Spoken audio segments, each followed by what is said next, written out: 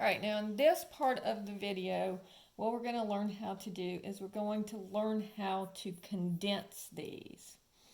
And so this, if I start off with, so in other words, we're going to start off with adding and subtracting logs, and we're going to put them together into one single log. So this is make it into a single log. So when you see the word condense, you know what that means. Make it into a single log.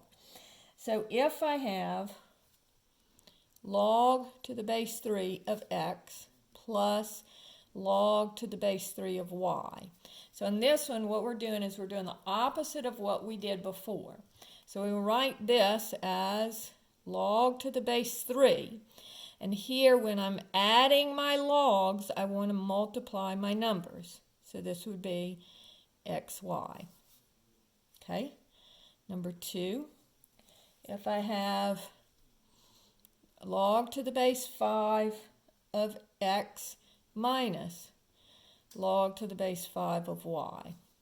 So again, I want to write it as a single log, or condense it into a single log. Now, both of them are log to the base 5, so it'll be log to the base 5.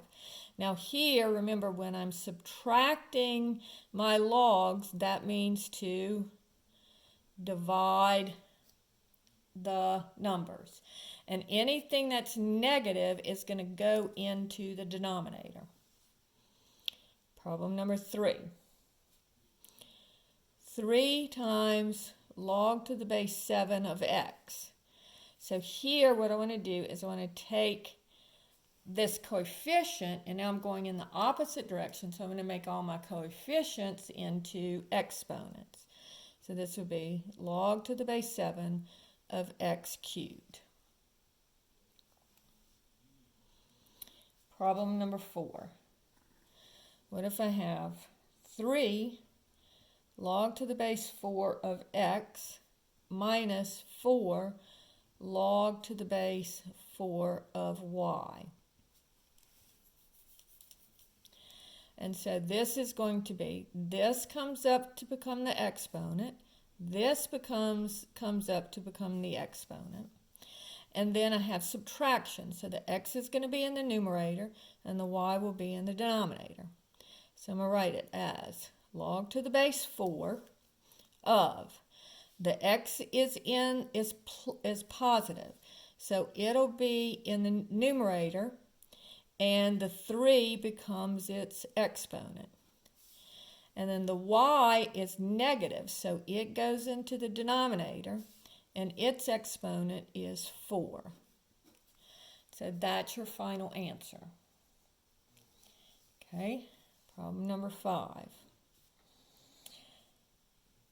The natural log of 4 plus 3 times the natural log of x minus 7 times the natural log of z. So this would be the natural log. I'm writing it as a single log. Now remember, anything in the numerator, anything that's positive goes into the numerator. Anything that's negative goes into the denominator. So the 4 is positive, so it would go in the numerator. And it doesn't have anything out in front, so it's just a 4. Then the x is positive, so it will go into the numerator. But notice that this 3 has to come up and become its exponent. And then the z is negative, so it's going to go in the denominator. And then the 7 is going to come up and become its exponent.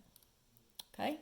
So all of these can be done in one quick problem.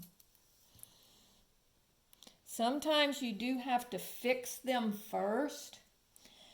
So if I have something that looks like this, 4 times the log of x squared y cubed minus 3 times the log of z to the 4th plus 4 times the log of w.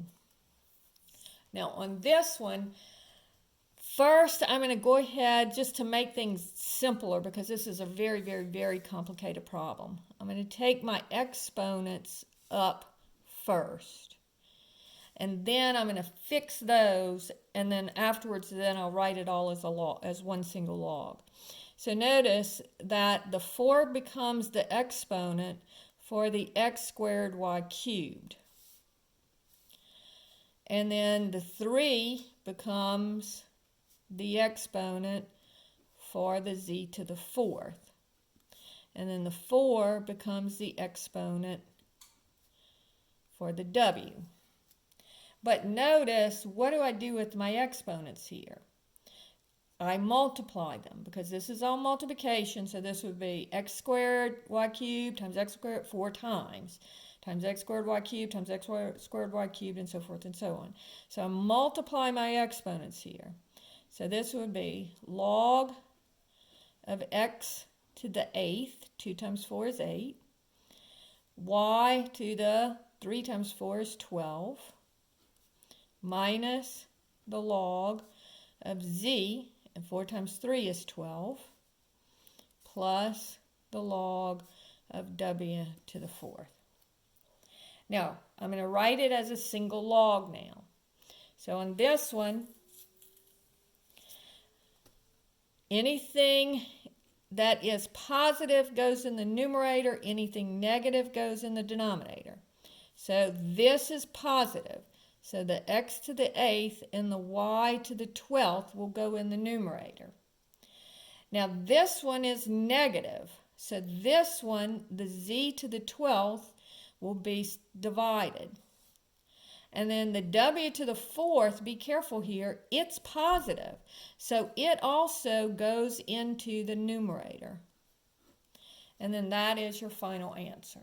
So that one's pretty difficult.